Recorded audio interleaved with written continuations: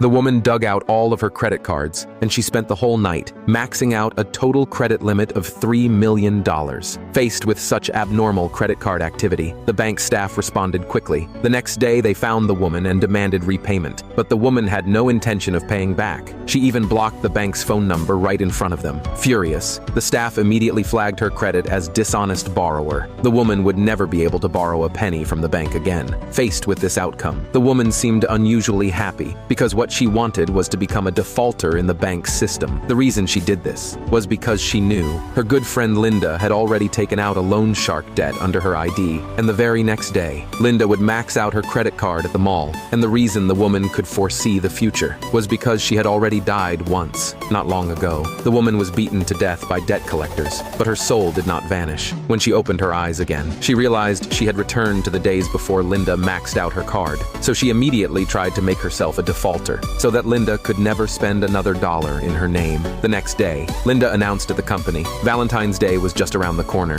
She would invite everyone to go shopping at the mall, and all expenses would be covered by her. The woman gladly accepted the invitation. She wanted to see, now that her funds were frozen, how Linda would still be able to pay. At the mall, the woman had her eye on a designer bag, but the store owner Jack grabbed it first. Jack flattered Linda, saying, "This is the newest model. It suits your style perfectly." But when Linda saw the woman, she deliberately said she could give the bag to her instead. When Jack saw the woman, he mocked her. "Everything here is worth hundreds of thousands of dollars. If it weren't for Linda's generosity, you'd never be able to get this bag in your lifetime." The woman originally planned to just walk in, but Jack stopped her and blocked her way. Jack said, "To show gratitude to Linda, you must kneel to her." The woman couldn't take it anymore, so she slapped Jack. Jack couldn't believe he had actually been hit after seeing their boss get slapped. 3 other female employees rushed over. They accused the woman of ruining the shopping experience. One even threw a pair of expensive high heels at her. Seeing how irrational they were, the woman suddenly came up with a plan. She deliberately told them, "If you really have the guts, then throw all the valuable items in the store at me." Unexpectedly, the girls fell right into her trap. They all started throwing luxury goods at her. The sales clerk nearby reminded them, "These are all expensive luxury items," and hoped they would be more careful. But Jack thought, with Linda around, money wasn't a problem at all. He casually smashed a piece of artwork.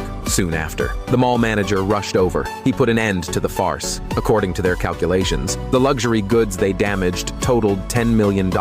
If they couldn't compensate for it, they would be sent to prison for destroying property. Linda didn't care about the manager's words at all. She just tossed the manager a card. But after swiping it, it showed insufficient funds. Linda couldn't believe it. She pulled out a few more cards, but the result was the same. Linda panicked and ran to ask in the back. Only then did she learn that all the cards were frozen, but she argued, "That woman owed too much to the bank. It affected the company's credit, and that's why my cards got frozen." After hearing Linda's words, the others all blamed the woman, demanding that she pay back immediately. But the woman said she had no money to repay the bank at all. As for Linda's cards being frozen, that's her own problem. Hearing the woman's reply, Linda started to panic. She couldn't believe if she really couldn't pay, what kind of consequences she would face. Linda had to admit she didn't have that much money. After hearing Linda had no money, the other girls began to argue with her. Most of the damaged goods were caused by them. If they couldn't pay, they might have to go to jail. But Linda said, "I only brought you shopping. These damages should be covered by you." The angry employees slapped Linda. They surrounded her, demanding that she pay today. Jack came over to defend Linda. He angrily declared they were all fired, but the employees weren't afraid at all. One of them slapped Jack straight in the face. For a company drowning in debt like this, they had no desire to stay anymore. At that moment, the police arrived. Seeing them about to be taken away, the woman gave a cold smile, but she didn't expect that they would slander her in front of the police. They claimed they were following her instructions. That's why they smashed the luxury goods, but the woman wasn't afraid at all. After all, there was surveillance here. Just then, the luxury store manager appeared, but when he saw the woman, he actually greeted her respectfully as Miss.